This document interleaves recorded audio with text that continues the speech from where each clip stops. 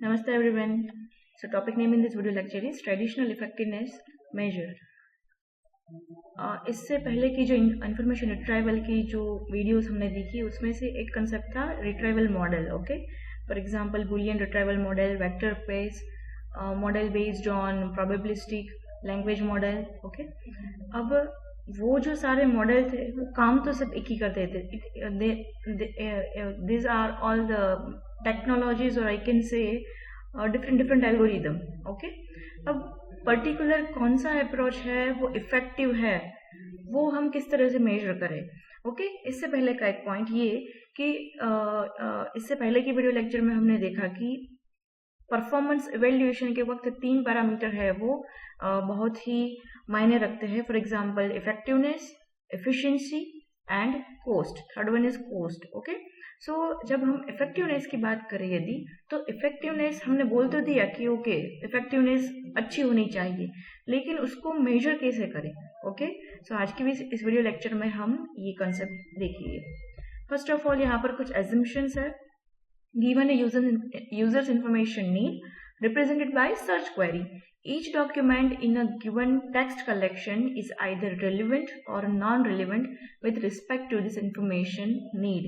User की जो भी इंफॉर्मेशन नीड होती है उसको क्वेरी के फॉर्म में रिप्रेजेंट किया और उसके मुताबिक जो भी डॉक्यूमेंट्स हमारे होते हैं मिलते हैं. ओके, और जो भी कलेक्शन है उसमें कुछ डॉक्यूमेंट उस क्वेरी के हिसाब से रिलेवेंट होंगे, कुछ irrelevant. The relevance of a document D depends only on information need and D itself. ये जो है वो सर्च इंजिन किसी दूसरे पेज की जो रैंकिंग करता है उसके ऊपर डिपेंडेंट नहीं, वो उससे इंडिपेंडेंट होता है. Okay, after that traditional effectiveness measure. Okay, 2 parameter है इफेक्टिवनेस एंड एफिशिएंसी. हम यहाँ पर जो बात करने वाले हैं that is only for effectiveness measurement. So जब हम अनरैक्ड रिट्राइवल सेट की बात करते हैं तो वहां पर सबसे पहले हमें जो मेजरमेंट के लिए पैरामीटर है दैट इज प्रिसिशन. क्या है precision? Precision P, it is fraction of retrieved documents that are relevant. Okay, so इसको यदि हम फॉर्मूला के रूप में यदि प्रेजेंट करें तो हम इस तरह से कर सकते हैं. अब देखिए प्रिसिशन इक्वल टू, यहाँ पर नीचे डिनोमिनेटर में क्या है? रिट्राइव्ड सेट. ओके, एंड ऊपर क्या है? Relevant items retrieved. For example हमें 20 आइटम्स गेट होती है, रिट्राइव होती है, तो उनमें से रिलेवेंट कितनी आइटम है दैट इज कॉल्ड प्रिसिशन. उसके बाद second one is the recall. Okay, so ये recall is the fraction of relevant document that are retrieved. अब देखिए पहली नजर में तो मुझे यही लगेगा कि ये दोनों ही कुछ सेम है, लेकिन सेम नहीं है. देखिए यहाँ पर यदि आप इसकी फॉर्मूला में देखें तो नीचे जो डिनोमिनेटर है उसमें चेंज है. यहाँ पर क्या है? रिट्राइव्ड आइटम्स. ओके, दैट मीन्स यदि फॉर एग्जांपल ओके मैं यहाँ पर पेन ले लेती हूँ ताकि आपको ज्यादा समझ में आए. देखिए फॉर एग्जांपल हमारे जो मुझे किसी क्वेरी के हिसाब से मुझे डॉक्यूमेंट मिलते हैं. ओके, सर्च इंजिन में मुझे गूगल बाबा को मैं बोलती हूँ कि मुझे इसकी इंफॉर्मेशन दो, तो वो मुझे 30 डॉक्यूमेंट रिट्राइव करता है. Okay, 30 document. अब ये 30 डॉक्यूमेंट में से सिर्फ 10 ही ऐसे हैं जो मेरी इंफॉर्मेशन नीड से रिलेवेंट करते हैं. ओके, सो ये जो है वो क्या हो गया? इसको बोलते हैं प्रिसिशन P. ओके, अब रिकॉल किसको बोलते हैं? अब देखिए यहाँ पर तो मुझे 30 मिले थे और उनमें से 10 ही ऐसे थे जो कि रिलेवेंट थे, जो मैं रिट्राइव सेट में मुझे मिलते थे. ओके, अब रिकॉल किसको बोलते हैं? फॉर एग्जांपल मेरी जो भी क्वेरी है ओके उसके रिलेटेड टोटल रिलेवेंट आइटम कितनी है? लेट्स से कि 20 है. ओके, 20 है और जो मेरा रिट्राइव्ड सेट है उसमें मुझे रिलेवेंट डॉक्यूमेंट कितने मिलते हैं? 10. ओके, तो देखिए ये फ्रैक्शन है वो क्या हो गया? 0.3 और ये क्या हो गया? 0.2. ओके, सो ये जो है उसका बेसिक डिफरेंस है इसको समझने के लिए. ओके, यहाँ पर जो वैल्यूज चेंज होनी है वो नीचे होगी. यहाँ पर 30 इट इज रिट्राइव्ड आइटम. गूगल आपको कितने पेजेस रिट्राइव करके देता है? It is that number. जो गूगल आपको रिटर्न करके देता है उनमें से कितने ऐसे पेजेस है जो रिलेवेंट है. So it is 10. Okay, so ये हो गया आपका प्रिसिशन. एंड रिकॉल किसको बोलते हैं कि आपको जो आपकी जो भी क्वेरी है, ओके, उससे रिलेट करते हुए टोटल डॉक्यूमेंट कितने हैं, 20. ओके, और आपको कितने मिलते हैं, only 10. So it is recall. अब यहाँ पर देखिए, जो भी किसी भी इंफॉर्मेशन रिट्रीवल सिस्टम है, ओके, वो प्योरली कभी ऐसा नहीं होता है कि वो एग्जैक्ट आपको रिलेवेंट डॉक्यूमेंट ही रिट्राइव करके दे, उसका जो सेट है. ओके, सो फॉर एग्जांपल जो रिट्राइव डॉक्यूमेंट होते हैं उसमें कुछ ट्रू पॉजिटिव होते हैं, that means it is actually relevant document to our information need. And उसी रिट्राइवल सेट में कुछ फॉल्स पॉजिटिव भी होते हैं. ओके, अब देखिए फॉल्स क्यों, बिकॉज ये जो डॉक्यूमेंट्स है वो नॉन रिलेवेंट है, वो यूजर इंफॉर्मेशन नीड के अकॉर्डिंग नहीं है, लेकिन वो रिट्राइव्ड सेट में आए, that is why it is positive. Okay, और यहाँ पर देखिए not retrieved. Okay, for example let's say कि यहाँ पर मैंने बोला था कि 30 डॉक्यूमेंट ऐसे है. ओके, अब 30 में से 10 डॉक्यूमेंट जो है वो रिलेवेंट है, तो ये क्या हो गया आपका TP, true positive. Okay, and remaining 20 are false positive. Okay, false positive वो रिट्राइव तो होते हैं लेकिन वो रिलेवेंट नहीं है according to user information need. अब जो नॉट रिट्राइव्ड है, लेट्स से कि यहाँ पर 50 ऐसे डॉक्यूमेंट थे जो हमारे रिट्राइव सेट में नहीं आते थे. अब उसमें भी कुछ पॉसिबिलिटी है. क्या पॉसिबिलिटी है कि ये जो हमें डॉक्यूमेंट रिट्राइव नहीं हुए हैं उसमें कुछ ऐसे डॉक्यूमेंट हो सकते हैं कि जो एक्चुअली यूजर इंफॉर्मेशन के रिलेवेंट है. लेट्स से कि इसकी जो डॉक्यूमेंट की नंबरिंग है लेट्स से 5, तो ये क्या हो गया आपका false negative. Okay, false negative. And non relevant. Okay, so यहाँ पर यदि नॉन रिलेवेंट है तो यहाँ पर उसकी नंबरिंग कितनी हो गई, 45. ओके, और इसको क्या बोलते हैं, ट्रू नेगेटिव. अब देखिए यहाँ पर क्यों नेगेटिव है, बिकॉज नॉट रिट्राइव्ड ऑपरेशन यहाँ पर है. ओके, अब ये फॉल्स क्यों हुआ, बिकॉज एक्चुअली ये रिलेवेंट डॉक्यूमेंट आने चाहिए थे लेकिन वो नहीं आए, that is why it is false.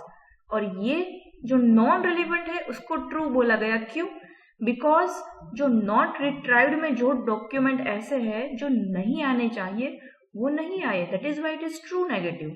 Okay, so थोड़ी सी आप इसको जस्ट एक बार इसका कंसेप्ट क्लियर कर लीजिए, आपको अच्छी तरह से पता चल जाएगा. ओके, सो यहाँ पर ये जो है फॉर एग्जाम्पल ये जो है वो रिट्राइव्ड सेट के लिए है, ये जो है वो नॉट रिट्राइव्ड के लिए है. ओके, टोटल कितने हुए हमारे यहाँ पर 80. ओके, अब यहाँ पर ये क्या है, ओके, यहाँ पर लेट मी, ओके, ये क्या हो गया आपका TP, और ये जो 20 है वो क्या हो गया false positive. Okay, false positive, वो रिट्राइव सेट में आते तो है लेकिन वो नॉन रिलेवेंट है. ये क्या हो गया फॉल्स नेगेटिव FN, और ये ट्रू नेगेटिव. ओके, नहीं आने चाहिए और नहीं भी आए, नहीं आने चाहिए दैट मीन्स नॉन रिलेवेंट है, और आए भी नहीं that means not retrieve. Okay, so इस तरह से आप इसको क्लासिफाई कर सकते हैं. अब यहाँ पर जो मैंने प्रिसिशन और रिकॉल, इसको मैंने इस फॉर्मेट के अकॉर्डिंगली, इस क्लासिफिकेशन के थ्रू मैंने इसको यहाँ पर रिप्रेजेंट किया है. अब देखिए प्रिसिशन किसको बोलते हैं, जो रिट्राइव्ड सेट होता है. अब रिट्राइव्ड सेट यानी कि सिर्फ ये फर्स्ट रो. ओके, इसमें कौन कौन सी वैल्यू है TP एंड FP, तो ये देखिए यहाँ पर TP एंड FP. सिमिलरली हम जो रिकॉल की कैलकुलेशन करते हैं, रिकॉल की कैलकुलेशन में क्या होता है, डिनोमिनेटर में जो रिलेवेंट है. अब देखिए रिलेवेंट कौन कौन से है, TP और FN. तो देखिए यहाँ पर क्या वैल्यू है, TP प्लस FN. ओके, यहाँ पर जब प्रिसिशन कैलकुलेट करते हैं तो जो जितने डॉक्यूमेंट्स आपको रिट्राइव्ड होते हैं जो रिलेवेंट है, that is your TP. Okay, and यहाँ पर यहाँ पर भी जो रिलेवेंट है टीपी। अब देखिए जो ऊपर जो वैल्यू है वो चेंज नहीं होती है, जैसा कि मैंने एग्जांपल में भी पहले समझाया था। यहाँ पर जो नीचे डिनोमीटर में जो वैल्यू है वो चेंज होती है। ये क्या है कि आपको रिट्राइव्ड सेट में जितने डॉक्यूमेंट्स मिलते हैं ये उसकी टोटल है, उसमें टीपी भी हो सकते हैं और एफपी भी हो सकते हैं। ओके, और रिकॉल में जो हमें नीचे कैलकुलेशन में हम लेते हैं वैल्यू, वो क्या है, जो एक्चुअल रिलेवेंट डॉक्यूमेंट है, जो रिट्राइव हुए भी है या नहीं भी हुए हैं। ओके, हमें उसकी टोटल वैल्यू लेनी है। सो यहाँ पर ये ट्रू पॉजिटिव और यहाँ पर ये FN। ओके, अब हम इस दोनों की जो ये जो TP FN उसकी जो नंबरिंग है, ओके, ये जो डॉक्यूमेंट्स है, अब उसकी मदद से हम यहाँ पर क्या कैलकुलेट कर सकते हैं, एक्यूरेसी कैलकुलेट कर सकते हैं। अब एक्यूरेसी हमने किस तरह से कैलकुलेट की है, TP that means true positive plus TN that is true negative. That means कि देखिए एक्यूरेसी में ऊपर कौन सी वैल्यू है, जो पेज रिट्राइव्ड हुए हैं और जो रिलेवेंट भी है that is true positive, plus जो पेजेस नॉन रिलेवेंट भी है और रिट्राइव भी नहीं हुए हैं। Okay, that means only these two terms are meaningful for calculating accuracy in just upper case value. Okay, अब नीचे देखिए डिनोमीटर में क्या है। ओके, एक्चुअली यहाँ पर ये जो मेरी कुछ इमेज थी वो नीचे थी, इसलिए यहाँ से वो जो अल्फाबेट्स है वो नहीं दिख रहे थे। Okay, actually it is TP plus FP plus FN plus TN। That means कि हमने जो भी कैटेगराइज किया है वो सारे डॉक्यूमेंट्स। ओके, सो इस तरह से एक्यूरेसी कैलकुलेट की जाती है। जो हमारे पास अभी जो सिनारियो है, जो हमारा सर्कमस्टेंसेस होता है इंफॉर्मेशन रिट्रीवल सिस्टम में, वहां पर मेजोरिटी जो डेटा है वो स्क्यूड होता है। Okay, normally over 99.9% of the documents are in non relevant category. अब देखिए ये जो प्रिसिशन एंड रिकॉल है, ओके, यदि आप इसको जरा ध्यान से देखें तो हमारा जो गूगल बाबा है, kind of a search engine, उसके लिए किसकी वैल्यू ज्यादा हाई होनी चाहिए, उसके लिए प्रिसिशन की वैल्यू। ओके, अब प्रिसिशन की वैल्यू ज्यादा होनी चाहिए। दैट मीन्स व्हाट, कि फॉर एग्जांपल देखिए यहाँ पर 30 डॉक्यूमेंट्स है। ओके, 30 डॉक्यूमेंट्स में हमें ट्रू कितने मिलते हैं, 10। सो उसकी प्रिसिशन की वैल्यू क्या हो गई, 0.3। और यदि मैं इसी चीज के लिए रिकॉल की वैल्यू कैलकुलेट करूं तो ये मुझे क्या मिलती है, लेट्स से कि टोटल जो रिलेवेंट डॉक्यूमेंट है, okay, total relevant document, so it is यहाँ पर अकॉर्डिंग टू 15 हुए, और यहाँ पर मुझे टोटल रिट्राइव्ड सेट में कितना मिलता है, 10। इसकी वैल्यू मुझे तकरीबन मिलती है 0.66। ओके, सो यदि हम किसी वेब सर्च इंजन की बात करें तो उसके लिए प्रिसिशन रेट, उसका मेन मोटिव होता है कि प्रिसिशन रेट ज्यादा होना चाहिए। दैट मीन्स व्हाट, कि जो रिट्राइव्ड सेट होता है उसमें रिलेवेंट की संख्या ज्यादा होनी चाहिए। ओके, फॉर एग्जांपल 30 में से 10 डॉक्यूमेंट्स थे जो रिलेवेंट थे, लेकिन जो रिकॉल है, रिकॉल में तो टोटल ऐसे 15 थे, लेकिन उसने कितने रिट्राइव किए, 10 ही। और इसके अलावा जो फॉर एग्जाम्पल जो एनालिटिक्स के रिलेटेड कुछ डॉक्यूमेंटेशन, जब हमें किसी एनालिसिस करना हो, ओके, तो वहां पर क्या होता है, रिकॉल की रेट जो है वो ज्यादा होनी चाहिए। उस तरह से उसका क्या होता है कि रिक्वायरमेंट होती है उसकी, कि उसके लिए precision doesn't matter, but recall की जो वैल्यू आती है वो ज्यादा होनी चाहिए। दैट मीन्स कि जो रिट्राइव डॉक्यूमेंट में जो रिलेवेंट है उसकी संख्या ज्यादा होनी चाहिए। दैट मीन्स कि यदि 15 है तो यहाँ पर 10, 11, 15 total number of relevant document in retrieve set should be more compare to precision scenario. Okay, अब देखिए